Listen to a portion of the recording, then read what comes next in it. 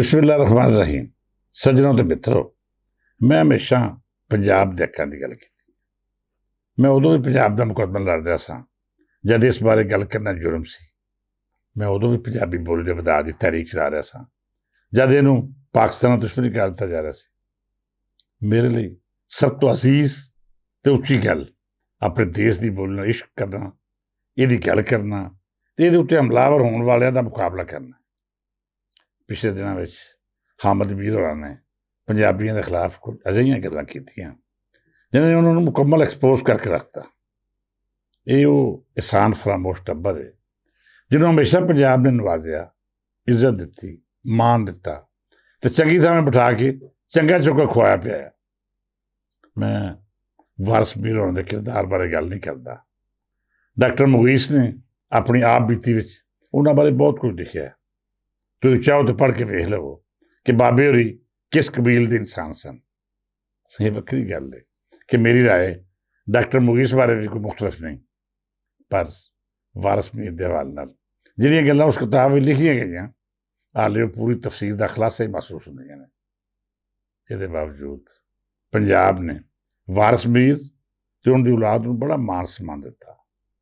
ਇਸ ਤੋਂ ਵੱਧ ਕੀ ਹੋ ਸਕਦਾ ਹੈ ਕਿ ਉਹਨਾਂ ਦੇ ਮੁਤਨਾਜ਼ਾ ਕਿਰਦਾਰ ਦੇ ਬਾਵਜੂਦ ਪੰਜਾਬ ਸਰਕਾਰ ਨੇ ਕਿਨਾਰ ਰੋਡ ਉੱਤੇ ਇੱਕ ਅੰਡਰਪਾਸ ਉਹਨਾਂ ਦਾ ਨਾਮ ਮਨਸੂਬ ਕਰਕੇ ਸਾਬਤ ਕੀਤਾ ਕਿ ਅਸੀਂ ਕਿਸੇ ਨਾਲ ਤਾਸਬ ਨਹੀਂ ਰੱਖਦੇ।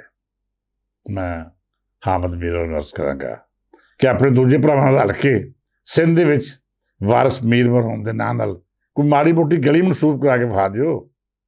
ਸਿੰਧ ਸਰਕਾਰ ਲਈ ਜਾਂ ਪੀਪਲ ਪਾਰਟੀ ਲਈ ਤੁਹਾਡੀ ਸੇਵਾ ਕਿਸੇ ਤੋਂ ਟੱਕੀ ਛੁਪੀ ਨਹੀਂ। ਕੋਸ਼ਿਸ਼ ਕਰਕੇ ਵੇਖ ਲਵੋ ਕਿ ਪੰਜਾਬ ਤੋਂ ਵੱਖ ਤੁਹਾਨੂੰ ਕੌਣ ਕਿੰਨੀ ਇੱਜ਼ਤ ਦਿੰਦਾ ਹੈ। ਅਸੀਂ ਗੱਲ ਕਰ ਰਹੇ ਸਾਂ ਪੰਜਾਬ ਦੇ ਖਿਲਾਫ ਸਾਜ਼ਿਸ਼ਾਂ ਤੇ ਪੰਜਾਬ ਦੇ ਇਹਸਾਨ ਫਰਾਮੋਸ਼ ਦੀ ਰੀਤ ਅਗਾਂਹ ਵਧਾਉਣ ਵਾਲੇ ਉਹ ਲੋਕ ਜਿਨ੍ਹਾਂ ਨੇ ਹਮੇਸ਼ਾ ਇਸ ਦੇਸ਼ ਦਾ ਖਾ ਪੀ ਕੇ ਵੀ ਆਰਾਮ ਹੀ ਕੀਤਾ। ਪਿਛਲੇ ਦਿਨਾਂ ਵਿੱਚ ਇੱਕ ਮਿੱਤਰ ਪਿਆਰ ਨਾਲ ਗੱਲਬਾਤ ਹੋ ਰਹੀ ਸੀ ਕਿ ਪੰਜਾਬ ਨੇ ਹਮੇਸ਼ਾ ਦੂਜਿਆਂ ਲਈ ਦਿਲ ਖੋਲ੍ਹ ਕੇ ਸੇਵਾ ਕੀਤੀ, ਪਰ ਉੱਥੋਂ ਸਿਵਾਏ ਇਸ ਗੱਲ ਤੋਂ ਕੋਈ ਨਹੀਂ ਲੱਭਿਆ ਕਿ ਪੰਜਾਬ ਵੱਡਾ ਭਰਾ ਹੈ, ਉਹਦਾ ਫਰਜ਼ ਹੈ ਕਿ ਆਪਣੇ ਨਿੱਕੇ ਭਰਾਵਾਂ ਦੀ ਮਦਦ ਕਰੇ। ਹਾਲਾਂਕਿ ਜਿੰਨਾ ਫਰਜ਼ ਵੱਡੇ ਭਰਾ ਦਾ ਹੁੰਦਾ ਹੈ ਉਹ ਆਪਣੇ ਤੋਂ ਛੋਟਿਆਂ ਨਾਲ ਔਖੇ ਸੌਖੇ ਵੇਲੇ ਵਿੱਚ ਮੋਢਾ ਲਾ ਕੇ ਖਲੋਵੇ, ਉਸ ਤੋਂ ਵੱਧ ਨਿੱਕੀਆਂ ਦੀ ਵੀ ਜ਼ਿੰਮੇਵਾਰੀ ਹੁੰਦੀ ਹੈ ਕਿ ਉਹ ਜਿਸ ਤੋਂ ਮਦਦ ਲੈ ਰਹੇ ਨੇ ਜਾਂ ਫਿਰ ਜਿਹੜਾ ਉਹਨਾਂ ਨੂੰ ਪਾਲ ਰਿਹਾ ਹੈ, ਹੋਰ ਕੁਝ ਨਹੀਂ ਤੇ ਕਮ ਅਜ਼ ਕਮ ਉਹਦੇ ਇਹਸਾਨਾਂ ਨੂੰ ਤਸਲੀਮ ਕਰਨ ਦਾ ਹੌਸਲਾ ਤਾਂ ਰੱਖਣਾ। ਮੈਂ ਬਹੁਤ ਹੀ ਲੰਮੀ ਗੱਲ ਨਹੀਂ ਕਰਦਾ। ਹਾਲੇ ਕੁਝ ਅਰਸਾ ਪਹਿਲਾਂ ਜਦੋਂ ਬਲੋਚਿਸਤਾਨ ਵਿੱਚ ਦਹਿਸ਼ਤਗਰਦੀ ਦੇ ਖਿਲਾਫ ਜੰਗ ਲੜਨ ਵਾਲੇ ਸਿਕਿਉਰਟੀ ਫੋਰਸਿਸ ਦੇ ਜਵਾਨਾਂ ਨੂੰ ਜਦੀਦ ਹਥਿਆਰਾਂ ਤੇ ਤਰਬੀਅਤ ਦੀ ਲੋੜ ਸੀ ਤੇ ਉਦੋਂ ਪੰਜਾਬ ਦੀ ਧੀ ਮਰੀਮ ਨਵਾਜ਼ ਨੇ 10 ਅਰਬ ਰੁਪਈਆ ਫੰਡ ਦੇ ਕੇ ਸਾਬਤ ਕੀਤਾ ਕਿ ਅਸੀਂ ਬਲੋਚਿਸਤਾਨ ਦੇ ਦੁੱਖ ਦਰਦ ਨੂੰ ਨਾ ਸਿਰਫ ਮਹਿਸੂਸ ਕਰਦੇ ਹਾਂ ਬਲਕਿ ਉਹਦੇ ਅਮਲ ਲਈ ਹਰ ਮੁਮਕਿਨ ਮਦਦ ਫਰਾਹਮ ਕਰਨ ਲਈ ਤਿਆਰ ਹਾਂ। ਇੰਝ ਹੀ ਬਲੋਚਿਸਤਾਨ ਦੇ 500 ਦੇ ਕਰੀਬ ਪੜਿਆਰਾਂ ਨੂੰ ਪੰਜਾਬ ਸਰਕਾਰ ਨੇ ਉਚੇਚੇ ਵਜ਼ੀਫੇ ਪੇਸ਼ ਕੀਤੇ, ਉਹਨਾਂ ਨੂੰ ਤਰਜੀਹੀ ਬੁਨਿਆਦਾਂ ਉੱਤੇ ਦਾਖਲੇ ਦਿੱਤੇ, ਤਾਲੀਮੋ ਤਰਬੀਅਤ ਦਾ ਭਾਰ ਚੁੱਕਿਆ। ਹਾਲਾਂਕਿ ਯੂਨੀਵਰਸਿਟੀਆਂ ਜਾਂ ਕਾਲਜਾਂ ਵਿੱਚ ਇਹ ਸੀਟਾਂ ਪੰਜਾਬ ਦੇ ਪੁੱਤਰਾਂ ਦਾ ਹੱਕ ਸੀ, ਪਰ ਅਸੀਂ ਵੱਡਾ ਭਰਾ ਹੋਣ ਦਾ ਫਰਜ਼ ਨਿਭਾਇਆ। ਜਿਹੜਾ 10 ਅਰਬ ਸਿਕਿਉਰਟੀ ਫੋਰਸਿਸ ਨੂੰ ਦਿੱਤਾ ਗਿਆ ਉਹ ਪੰਜਾਬ ਦੀ ਹਿਫਾਜ਼ਤ ਕਰਨ ਵਾਲੇ ਇਦਾਰੇ ਦੀ ਅਮਾਨਤ ਸੀ। ਤੁਸੀਂ ਕਦੀ ਕਿਸੇ ਕੌਮ ਪਰਸਤ ਬਲੋਚ ਦੀ ਜ਼ਬਾਨੀ ਸੁਣਿਆ ਹੋਵੇ ਕਿ ਪੰਜਾਬ ਸਾਡਾ ਮੋਹਸਨ ਹੈ, ਜਾਂ ਫਿਰ ਤੁਸੀਂ ਕਿਸੇ ਦੀ ਜ਼ਬਾਨੀ ਇਹ ਗੱਲ ਸੁਣੀ ਹੋਵੇ ਕਿ ਅੱਜ ਜੇਕਰ ਬਲੋਚਿਸਤਾਨ ਦੀ ਤਰੱਕੀ ਦਾ ਸਫ਼ਰ ਜਾਰੀ ਹੈ ਅਤੇ ਇਹਦੇ ਵਿੱਚ ਪੰਜਾਬ ਦੇ ਉਸਤਾਦਾਂ, ਇੰਜੀਨੀਅਰਸ, ਡਾਕਟਰਾਂ ਅਤੇ ਦੂਜੇ ਸ਼ੋਬੇ ਨਾਲ ਜੁੜੇ ਬੇਲੀਆਂ ਦਾ ਉਚੇਚਾ ਕਿਰਦਾਰ ਰਿਹਾ ਹੈ। ਤੁਹਾਨੂੰ ਕਿਸੇ ਪਾਸਿਓਂ ਇਹਸਾਨ ਦਾ ਬਦਲਾ ਇਹਸਾਨ ਬਹਾਲ ਨਹੀਂ ਦੇਵੇਗਾ। ਚਲੋ ਇੱਕ ਹੋਰ ਗੱਲ ਸੁਣਾਈ ਜਾਈਏ ਕਿ ਪਿਛਲੇ ਦਿਨੀਂ ਜਦ ਮਰਕਜ਼ ਨੂੰ ਮਦਦ ਦੀ ਲੋੜ ਪਈ, ਵਫਾਕ ਨੇ ਸੂਬਿਆਂ ਤੋਂ ਫੰਡ ਦੀ ਦਰਖਾਸਤ ਕੀਤੀ ਅਤੇ 1035 ਅਰਬ ਵਿੱਚੋਂ 700 ਅਰਬ ਰੁਪਈਆ ਪੰਜਾਬ ਨੇ ਆਪਣੇ ਤਰੱਕੀਆਤੀ ਬਜਟ ਵਿੱਚੋਂ ਘਟਾ ਕੇ ਵਫਾਕ ਨੂੰ ਪੇਸ਼ ਕਰਤਾ। ਇਹ ਪੰਜਾਬ ਦਾ ਹੱਕ ਸੀ, ਪੰਜਾਬ ਦੇ ਲੋਕਾਂ ਦਾ ਹੱਕ ਸੀ। ਏਡੀ ਵੱਡੀ ਰਕਮ ਦੇ ਨਾਲ ਸੂਬੇ ਦੀ ਤਰੱਕੀ ਦੁਗਣੀ ਹੋ ਜਾਂਦੀ, ਪਰ ਪੰਜਾਬ ਨੇ ਹਮੇਸ਼ਾ ਵਾਂਗੂ ਹੀ ਅੱਜ ਵੀ ਫਰਜ਼ ਨਿਭਾਇਆ ਅਤੇ ਪਾਕਿਸਤਾਨ ਦੀ ਸਲਾਮਤੀ ਨੂੰ ਆਪਣਾ ਫਰੀਜ਼ਾ ਜਾਣ ਕੇ ਇੰਝ ਅਦਾ ਕੀਤਾ ਜਿਵੇਂ ਹੁੱਬੁਲ ਵਤਨੀ ਪੰਜਾਬ ਲਈ ਸਭ ਤੋਂ ਪਹਿਲਾਂ ਹੈ। ਸੱਜਣੋਂ ਤੇ ਬੇਲੀਓ, ਹਾਮਦ ਮੀਰ ਦੇ ਜਾਲੀ ਦਾਨਸ਼ਵਰ ਹਮੇਸ਼ਾ ਤੋਂ ਉਸ ਤਸੱਵੁਰ ਨੂੰ ਆਵਾਜ਼ ਦਿੰਦੇ ਆਏ ਨੇ ਜਿਹੜਾ ਸਾਡੀ ਰਿਆਸਤ ਦੇ ਇਤਿਹਾਦ ਲਈ ਜ਼ਹਿਰੀਲੇ ਜਜ਼ਬੇ ਪੈਦਾ ਕਰਦਾ ਹੈ। ਇਹ ਕਦੀ ਬਲੋਚ ਕੌਮ ਪਰਸਤਾਂ ਦੀ ਆੜ ਲੈ ਕੇ ਪਾਕਿਸਤਾਨ ਦੀ ਸਾਲਮੀ ਉੱਤੇ ਹਮਲਾਵਰ ਤਬਕੇ ਦੀ ਹਮਾਇਤ ਕਰਦੇ ਨੇ ਤੇ ਕਦੀ ਮਨਜ਼ੂਰ ਪਸ਼ਤੂਨ ਜੈ ਘਟੀਆ ਕਿਰਦਾਰ ਦੀ ਵਕਾਲਤ ਸ਼ੁਰੂ ਕਰ ਦਿੰਦੇ।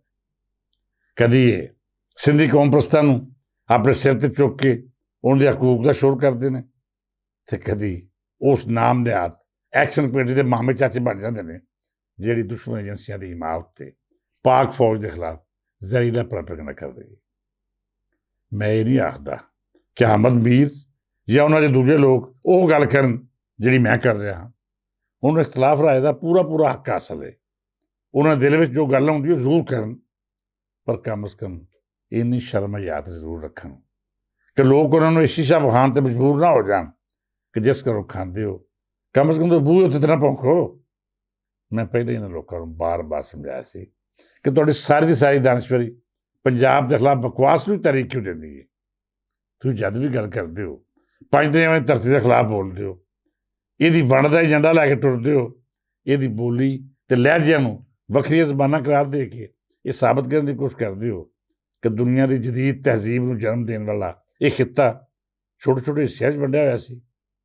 ਅਹਿਮਦ ਮੀਰ ਸਾਹਿਬ, ਸਾਰਾ ਜੱਗ ਜਾਣਦਾ ਹੈ ਕਿ ਤੁਸੀਂ ਤੇ ਤੁਹਾਡਾ ਖਾਨਦਾਨ ਪੀਪਲ ਪਾਰਟੀ ਦਾ ਖੁਸ਼ਾਮਦੀਦ ਹੈ। ਤੁਸੀਂ ਹਮੇਸ਼ਾ ਪੰਜਾਬ ਦੀ ਵੰਡ ਦੇ ਹੱਕ ਵਿੱਚ ਦਲੀਲਾਂ ਲਿਆਉਣ ਵਾਲੀ ਇਸ ਜਮਾਤ ਨੂੰ ਪ੍ਰਮੋਟ ਕੀਤਾ ਹੈ, ਫਾਇਦੇ ਚੁੱਕੇ ਨੇ ਤੇ ਇਹਦੇ ਨਾਲ ਮੇਨ ਸਟ੍ਰੀਮ ਮੀਡੀਆ ਵਿੱਚ ਉਸ ਏਜੰਡੇ ਦੀ ਤਕਮੀਲ ਕੀਤੀ ਹੈ ਜਿਹੜਾ ਸਾਡੀ ਰਿਆਸਤ ਦੀਆਂ ਬੁਨਿਆਦਾਂ ਕਮਜ਼ੋਰ ਕਰਦਾ ਹੈ।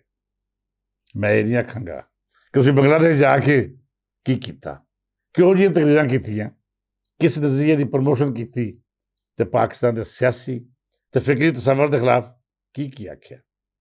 ਮੈਂ ਤੁਹਾਨੂੰ ਸਿਰਫ ਇਹ ਅਰਜ਼ ਕਰਾਂਗਾ ਕਿ ਮਿਹਰਬਾਨੀ ਫਰਮਾਓ ਆਪਣੀ ਦਾਨਸ਼ਵਰੀ ਪੰਜਾਬ ਦੇ ਖਿਲਾਫ ਨਾ ਅਜ਼ਮਾਓ। ਪੰਜ ਦਰਿਆਵਾਂ ਦੀ ਧਰਤੀ ਖਿਲਾਫ ਬੋਲਣ ਵਾਲਾ ਹਰ ਸ਼ਖਸ ਤੁਹਾਡਾ ਹੀਰੋ ਕਿਉਂ ਹੋ ਜਾਂਦਾ ਹੈ? ਹਰ ਉਹ ਸ਼ਖਸ ਜਿਹੜਾ ਪੰਜਾਬ ਦੇ ਖਿਲਾਫ ਬੋਲਦਾ ਹੈ ਤੁਸੀਂ ਉਹਦੇ ਵਕੀਲ ਬਣ ਕੇ ਕਿਉਂ ਸਾਹਮਣੇ ਆ ਜਾਂਦੇ ਹੋ? ਮਿਹਰਬਾਨੀ ਕਰੋ ਤੇ ਪੰਜਾਬ ਦੇ ਖਿਲਾਫ ਪ੍ਰੋਪੇਗੈਂਡਾ ਦਾ ਹਿੱਸਾ ਨਾ ਬਣੋ। ਅਸੀਂ ਪੰਜਾਬੀ ਅਜ਼ਲ ਤੋਂ ਆਸਤੀਨਾਂ ਵਿੱਚ ਸੱਪ ਪਾਲਦੇ ਆਏ ਹਾਂ। ਸ਼ਾਇਦ ਸਾਡੇ ਮੁਕੱਦਰ ਵਿੱਚ ਇਹੋ ਲਿਖਿਆ ਹੈ ਕਿ ਅਸੀਂ ਡੰਗ ਖਾ ਕੇ ਵੀ ਆਪਣੀ ਧਰਤੀ ਖਿਲਾਫ ਬੋਲਣ ਵਾਲਿਆਂ ਨੂੰ ਦੁੱਧ ਹੀ ਪਿਆਉਣਾ ਹੈ। ਰੱਬ ਸੱਚਾ ਤੁਹਾਨੂੰ ਨੇਕ ਹਦਾਇਤ ਦੇਵੇ, ਸਿੱਧੇ ਰਾਹ ਪਾਏ ਤੇ ਉਸ ਦੀ ਇੱਜ਼ਤ ਕਰਨ ਦੀ ਤੌਫੀਕ ਦੇਵੇ ਜਿਹੜਾ ਤੁਹਾਨੂੰ ਅੰਨ ਪਾਣੀ ਤੇ ਮੁਹੱਬਤਾਂ ਦੇ ਤੋਹਫੇ ਦਿੰਦਾ ਹੈ। ਕੱਲ੍ਹ ਫੇਰ ਵਿਚਾਰ ਕਰਾਂਗੇ। ਅੱਜ ਲਈ ਨਹੀਂ, ਇਜਾਜ਼ਤ ਦਿਓ। ਰੱਬ ਰੱਖਾ।